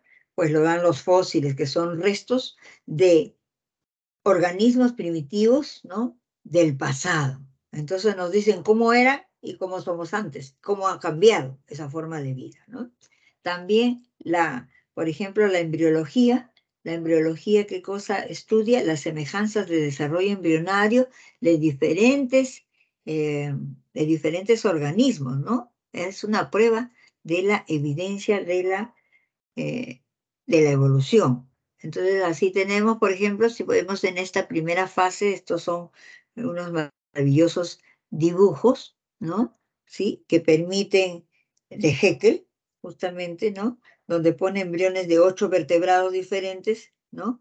Pero en la primera semana de evolución, en la primera semana de desarrollo, segunda y tercera semana, ¿no? Y fíjense cómo en la primera semana tú no puedes distinguir cuál se trata de un pollo, de un conejo, de un ser humano. En la segunda semana ya empieza la diferenciación, ¿sí? Ya hay patrones, ¿no? Fíjense, acá este más o menos semejante con este con este, y aquí estos 4 casi igual, ¿no? Ya cuando va desarrollando, ¿no? ¿Sí? Entonces ya va apareciendo otro tipo de características, ¿no? Acá están muy semejantes durante el desarrollo embrionario, que es una evidencia del proceso evolutivo. ¿Se da cuenta? ¿Sí? Bien. Ya las diferencias más saltantes se pueden observar ya en las otras semanas, ¿no? Cuarta, quinta, etcétera, donde ya se puede observar ya una verdadera diferenciación. ¿Por qué? Porque están controladas por genes, ¿no? Y que también dependen, pues, de un ancestro común. También, ¿no? Por ejemplo, acá, ¿no? Todavía guardan ciertas semejanzas en la tercera, ¿no? Sí, porque tienen un ancestro común. Estos de acá también se parecen, ¿no? Y estos de acá también. ¿Te das cuenta? Eso nos da una idea del tipo de parentesco, ¿ok? Bien, con respecto a la anatomía comparada, que es la fuente más importante de datos a favor de la evolución, consiste, ¿no? Que las homologías, ¿no? Que es el patrón que permite, ¿no? Que permite relacionar y reconstruir la filogenia de los diferentes taxones, ¿no? Entonces tenemos que hay estructuras similares en diferentes clases y que pueden cumplir distintas funciones, ¿sí? Se llaman órganos homólogos, ¿no? Extremidad anterior de un delfín, extremidad anterior, ¿no? Sí, de un murciélago, ¿ok? A pesar de que los dos son mamíferos, en el delfín, ¿qué función cumple? Le sirve para nadar, ¿no? En cambio, al murciélago le sirve para volar, el extremo anterior, ¿ok? ¿Sí? Bien. Entonces, este patrón es básico, ¿no? Para ver las variaciones en los cambios evolutivos, ¿ok? Las estructuras homólogas que defienden que hay un ancestro común, resultado de cambio evolutivo de un patrón, ¿sí? Igualmente explica los casos de convergencia evolutiva y radiación adaptativa. Pero también podemos ver acá, ¿no? Perfectamente, ¿no? Los órganos análogos, ¿ok? ¿Qué cosas son los órganos análogos? Son órganos que cumplen la misma función, pero, ¿no? ¿Quiénes lo presentan? Lo presentan, ¿no? Lo presentan organismos de diferente origen. Este es un mamífero y este es un insecto, ¿no? Lo presentan organismos de diferente origen. Este es un mamífero que es, pues, un individuo superior, ¿no? ¿Sí? Pero cumplen la misma función, porque esta manito está adaptada para hacer un agujero y enterrarse y hacer sus galerías. Igualmente en el insecto, que tiene otra configuración, ¿no? También, ¿no? Realizan la misma función, y ese también para poderse enterrar, ¿no? Pero estamos hablando, pues, que estamos hablando de un mamífero y este es un insecto, ¿no? Aquí también hay que considerar los órganos rudimentarios o vestigiales, que son aquellos que no desempeñan ninguna función, de modo que si se extirpan, el ser vivo puede vivir perfectamente, ¿no? ¿Sí? ¿Sí? Entonces, por ejemplo, tenemos órganos vestigiales, ¿no? Tenemos el tercer molar, el coxis, ¿no? El apéndice, bueno, según hasta la fecha, el vello también, ¿no? Ahora ya utilizamos ropa, ya no necesitamos vello para podernos proteger, ¿no? Bien, entonces acá miren, ¿no? Fíjense, ambos sirven para volar, ¿cierto? Ambos sirven para volar, pero tienen diferente origen. Este es un insecto y este es un mamífero, ¿no es cierto? Entonces estamos hablando de órganos análogos, ¿no? Y órganos homólogos, miren, son estas extremidades anteriores, ¿no? Pero en el hombre sirve para coger, prender, en la oveja, perro para correr, en la foca, ¿no? Y delfín para nadar, ¿no? Y en murciélago, ave, etcétera, para volar, ¿ok? Bien. Muy bien. Con respecto ahora a la bioquímica comparada, ¿no? Estamos hablando nosotros de alguna similitud, ¿no? Evolutiva, ¿no? ¿Sí? Para poder comparar moléculas similares en organismos diferentes, ¿cierto? ¿Sí? Bien, entonces así tenemos, ¿no? Moléculas como la insulina, que es una hormona, ¿no? Y la puede comparar los aminoácidos, ¿no? Que se pueden detectar en la vaca, en el cordero, en el cerdo y en el caballo, ¿no? Miren, ustedes miren los aminoácidos, ¿no? Acá están. Miren los aminoácidos en común. Esto, ¿qué cosa nos va a decir? Que hay proteínas, ¿no? ¿Sí? De gran parentesco evolutivo, ¿no? Y principalmente acá estamos hablando, pues, de mamíferos, ¿no? Y entonces podemos decir que comparten, ¿no? Comparten cierto tipo de proteínas o de aminoácidos, ¿no? En la hormona insulina de estos ejemplares, ¿de acuerdo? En cuanto a la citogenética, ¿no? Tiene como objeto el estudio de la estructura cromosómica, ¿no? ¿Sí? Y revela diferencias que distinguen una especie a otra, al igual que las estructuras homólogas. Mientras más relacionadas, sus conjuntos cromosómicos o cariotipos van a ser más similares, ¿no?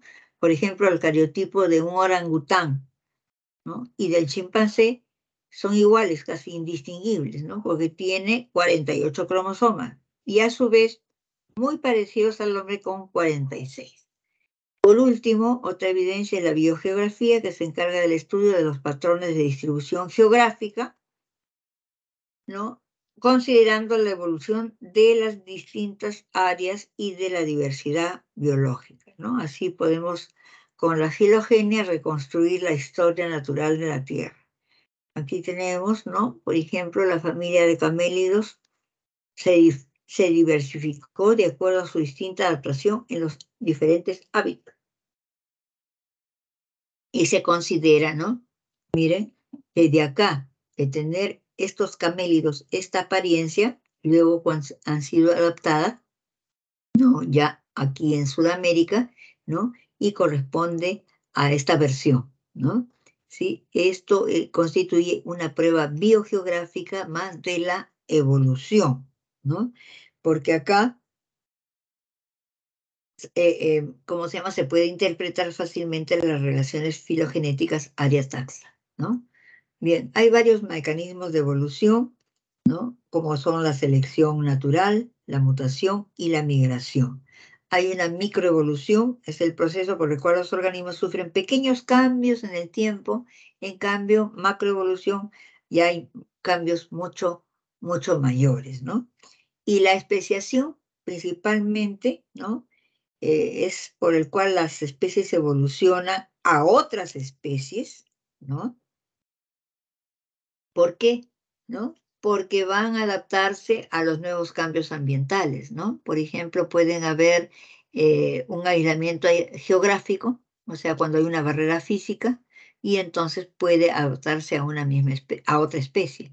Luego, por la falta de contacto, ¿no? Ocurre pues que ya no puede haber ya compatibilidad para la reproducción, entonces se produce un aislamiento reproductivo y como consecuencia sus genes se hallan incompatibles realizándose un aislamiento genético, ¿no? Como ven, la especiación, ¿no? Del caballo, ¿no? Fíjense, ¿no? Cómo ha ido pasando desde el tamaño de un perrito, ¿no? Y con los dedos separados hasta que luego han ido cambiando el tamaño, aumentando y los dedos juntos, ¿no? Bien. También existen lo que se llama la extinción en masa, que es la desaparición súbita, ¿no? De muchas especies en un periodo corto, ¿no?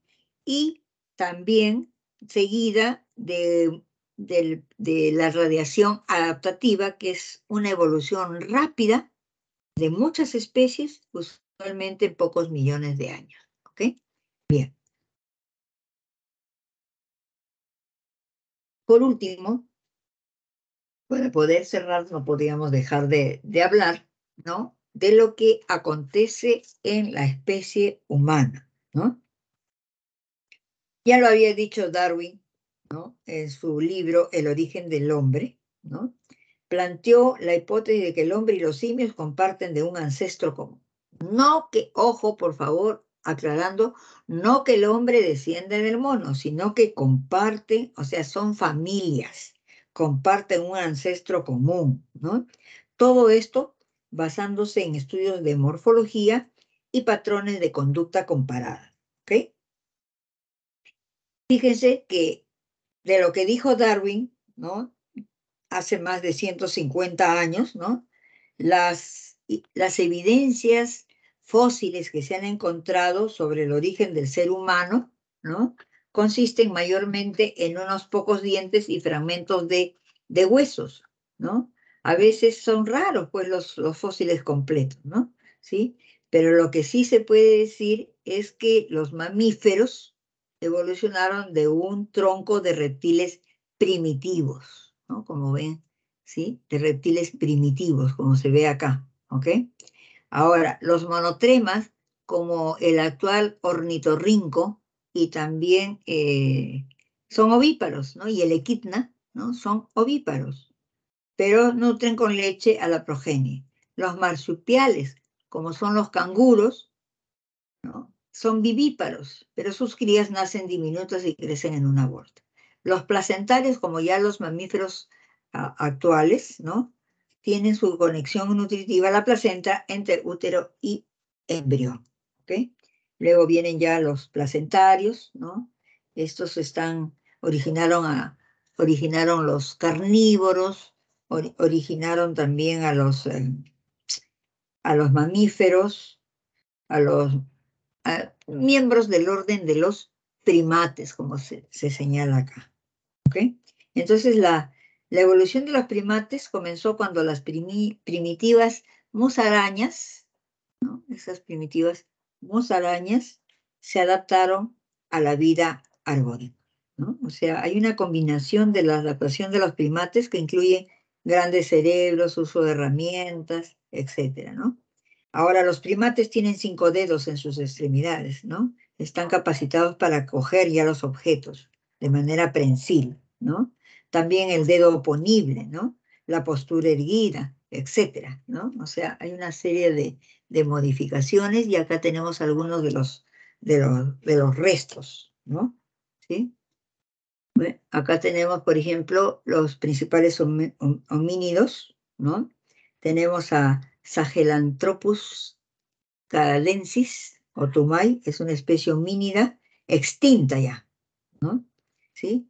Pero acá se conoce como tumay, ¿no? Que significa esperanza de vida. Se piensa que esta especie corresponde al intervalo en el cual el linaje que originaba posteriormente los humanos diverge del linaje que se deriva de los chimpancés.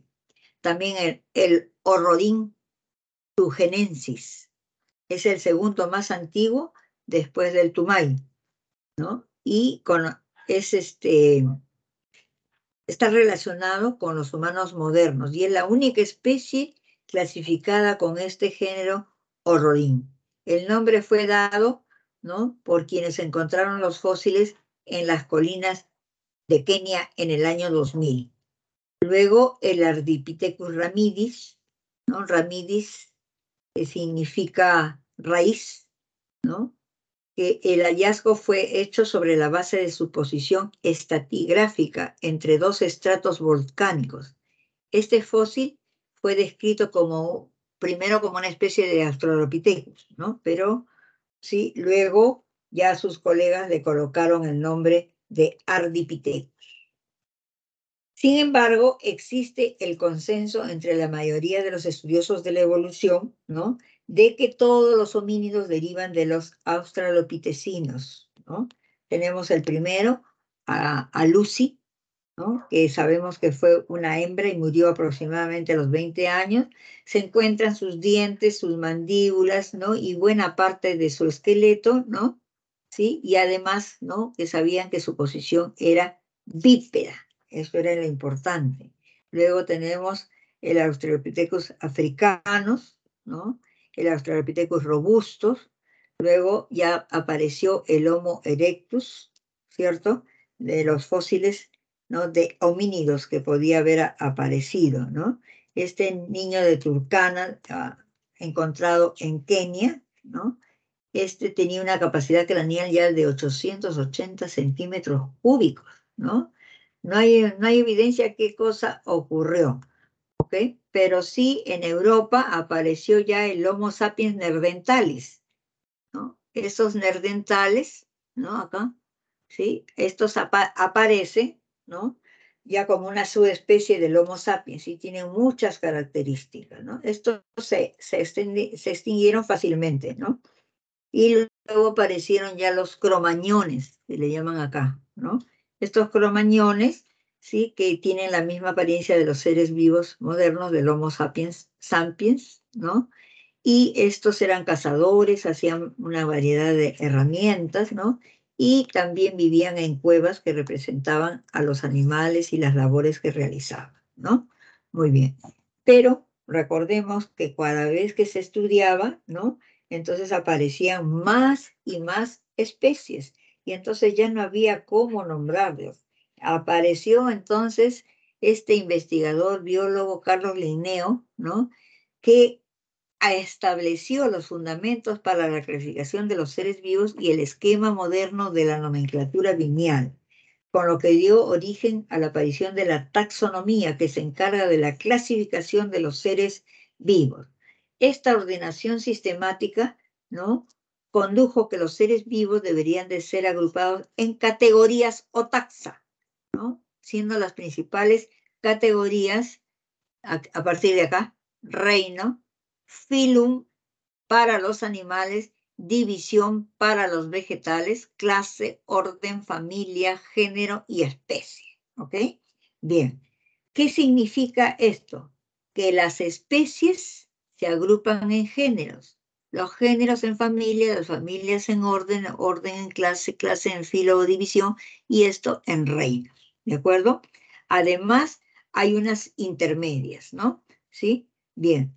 Pero, ¿qué cosa dice a todo esto? Que la unidad fundamental de la clasificación es la especie y es un conjunto de organismos similares con estructura, función idéntica y que en la naturaleza solo se pueden reproducir entre sí y tienen un ancestro común.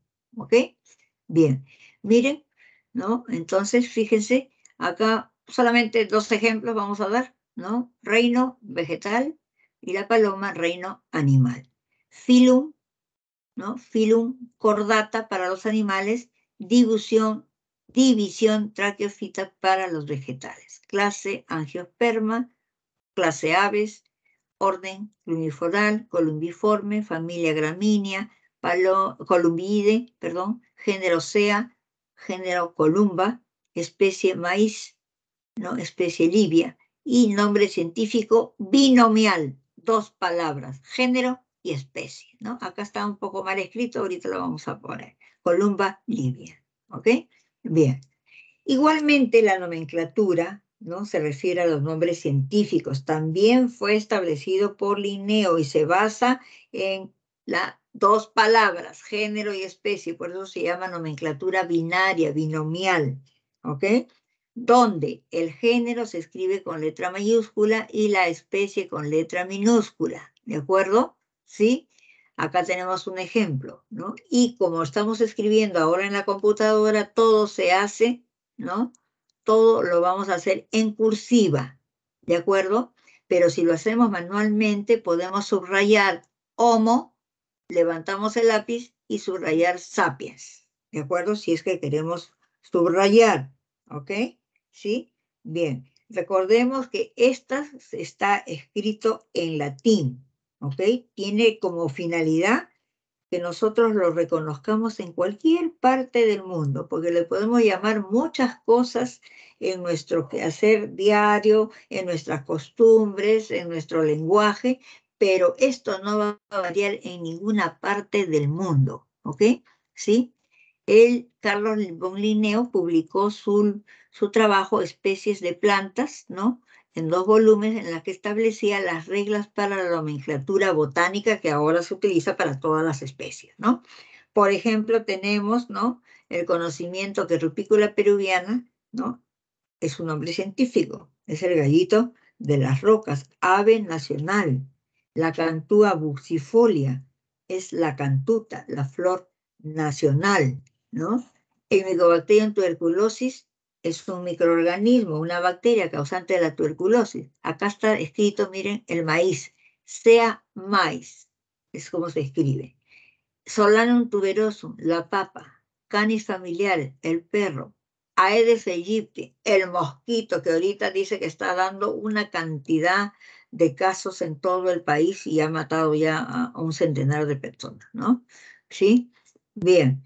Y Whittaker, ¿no? Debemos de recordarlo porque él ha hecho ya una clasificación en 1969, ¿no? Basándose en las relaciones evolutivas, yendo de menor a mayor, ¿no? Entonces, él dijo, acá van a estar los procariotas. ¿Quiénes son los únicos procariotas? El reino monera, las bacterias. Luego pasó, todo lo demás son eucariotas, ¿no? Pero este es unicelular y pertenece a los protistas y estos son pluricelulares, ¿de acuerdo? Y solamente para mencionar que estos son ya una nueva clasificación, pero miren, se basa en estudios moleculares de Carl Busch, ¿de acuerdo? ¿Sí? Este ha dividido, ¿no? Ha dividido en 3 dominios, el bacteria, archaea y también eucariota, ¿no? Y fíjense que prácticamente, ¿no? Aquí hay 2 divisiones, ¿no? Fíjense acá, estos de acá se parecen bastante, ¿no? Y la diferencia son los eucarios.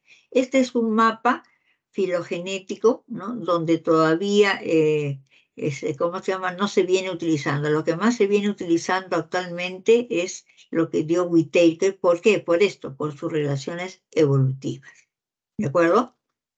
¿Sí? Muy bien. Entonces, por favor, tomen nota, ¿no? Tomen nota, por favor, ya de los resultados de la separata.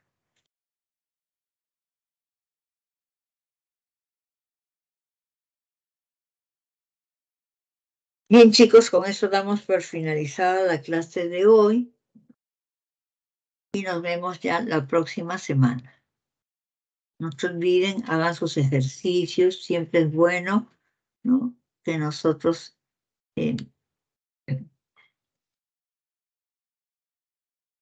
siempre es bueno repasar lo que ya venimos sabiendo, ¿no? Y es útil que nosotros veamos, por favor, ¿no? Los conceptos. En genética siempre los conceptos son importantes, ¿ok? Gracias. Nos vemos la próxima semana. Cuídese, mis. De igual manera, hijita. Hasta luego, niñitas. Nos vemos. Muchas gracias.